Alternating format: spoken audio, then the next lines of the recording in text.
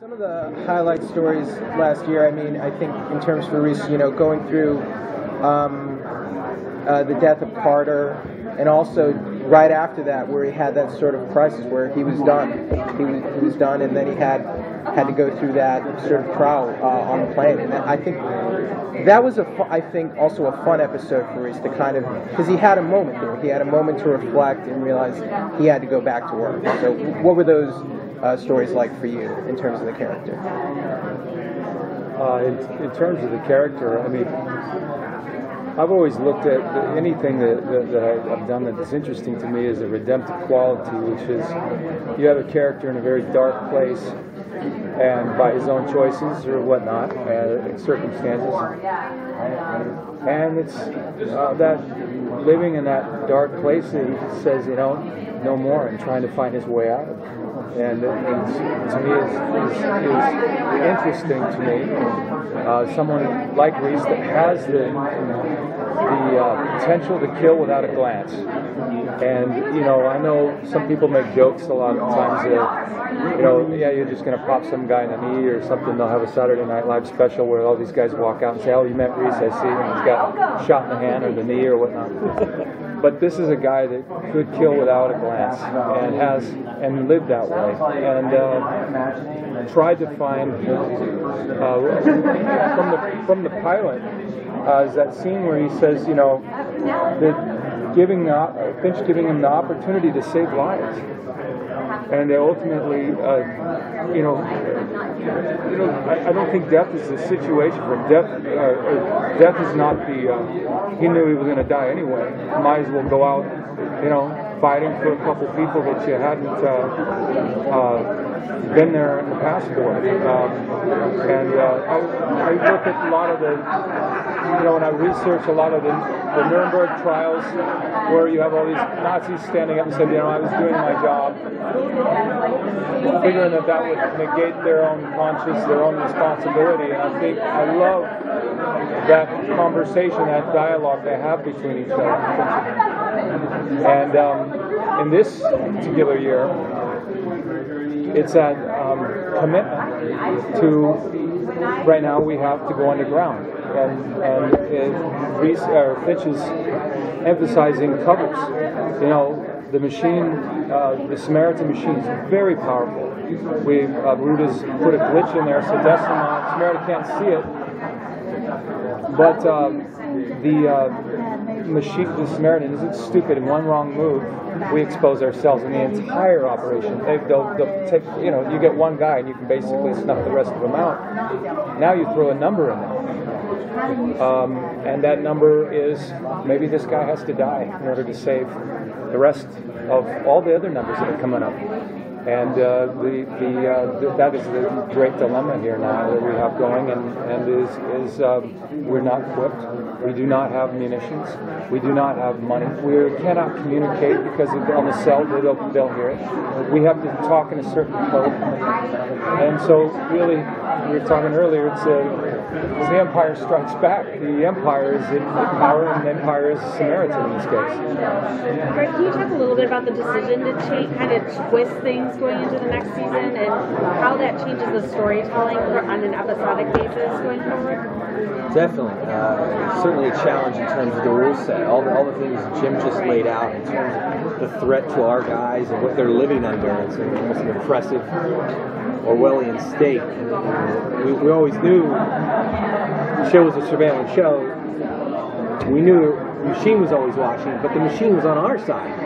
Well, that's flipped. Now there's another machine. And it's very difficult. I think, one of the things we were just talking about was during the Arab Spring, the governments in a number of those countries had used social media and surveillance to basically track people that were organizing. And it became extremely difficult for individuals to operate or organize in any fashion without being rounded up, incarcerated, even tortured, or killed. And I think our guys are in a very similar situation. Only there's an even more powerful machine that's watching and listening all the time. And it's going to be a real challenge for our guys to find a way to communicate. to find a way to get together, even just these moments, and for a character like John Reese, you have a new name, you have a new profession, you have to maintain these things. It's like you have to hide in plain sight. You can't just be the man in the suit anymore. You have a day job. Same with Shaw.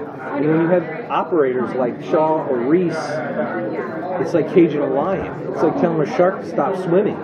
And I think that becomes untenable for those characters after a certain point in time, especially when a number comes out. And there's a conflict between Reese and Finch. There's Finch's relative disillusionment last year after the machine told him to kill the congressman. He's still experiencing a residual disillusionment with the machine, or understanding what it wants them to do going forward. And for a character like John Reese, I think it's like, well, how could we just stand idly by if there's a bottleneck numbers and all of a sudden they come up? How are we going to be able to go out and protect these people or intervene now? And that's sort of a fun challenge going forward. Will there be computer-to-computer kind of warfare as well? There are already versus, because basically the one you have the relevant cases and you have irrelevant. The machine was sworn to protect any irrelevant people. I used to be a bit of a machine myself, where I did the mission. I did my duty, and what was relevant was the relevant mission, and then forget about the other guys. And this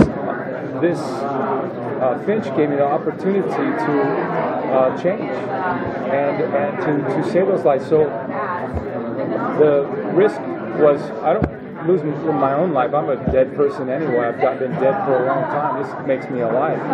But to what extent do I risk to protect all these other lives that are out there, that are numbers that are going to come up? Am I going to harm the entire mission completely by shutting it all down? There's always, you find one guy, you go down, you find one guy that is in the spy network, you get a hold of his black book, and all of a sudden, well, you get this guy, and you get that guy, and you basically sift them all out. Greg, in previous seasons, there was like a malware that was sort of injected into the machine to kind of make it reboot. Is that possibly an idea that could maybe be introduced to disrupt Samaritan later on? Kind of, fight fire with fire. You're smart. You're very smart. There's a kryptonite has to be built in there somewhere. We have to find a way to fight back against Samaritan. You're going to be one of our new writers. Yeah, there you go. I think that's the big challenge for Harold Finch, is regardless of what Harold thinks about working the numbers and what risk that brings to our guys, is that he understands that he's the father of something that powerful that he is either going to have to learn how to use to vanquish Samaritan, or figure out on his own. How do you go up against something at artificial superintelligence? And what's great about, I think, where we're headed now, the library's gone, glass shattered, our guys in diaspora. I think if the first 3 seasons of the show were about an Orwellian surveillance state, season 4 and where we're heading now is about artificial intelligence. And it's about what we perceive to be the greatest existential risk since the Manhattan Project. And I think that's what season 4 is about. It's about a war between 2 artificial intelligences. One last question and we'll wrap it up. Can you talk a little bit about Root, how she's going to interact with the group, especially now that it's even more secretive? Root comes to our guys and basically lays it out. He says, here, if we do this, you're going to wind up dead. Don't do that. But I think what's interesting about Root's character is that she's always been such an acolyte. She's always been such a, she's had such blind faith in Harold's machine. To such an extent that even Harold doesn't have anymore. And I think what could be really interesting around episode 5 is a Root storyline with some really cool flashbacks that start to show some cracks in that relationship between Root and the machine. And maybe a questioning of our faith in terms of where is it? What's it doing? How's it? why isn't it helping us? And it's something I think that Harold Finch has always known. And he cut off its memory. He told it, don't just protect me, protect everyone. Harold Finch has been through the development and the coding of the machine from day one. He's understood it on a deeper level than Root ever has. And I think it's going to be a really interesting collision between those two characters come episode 5. Thank you, gentlemen. Congrats on season 4. Thanks a lot.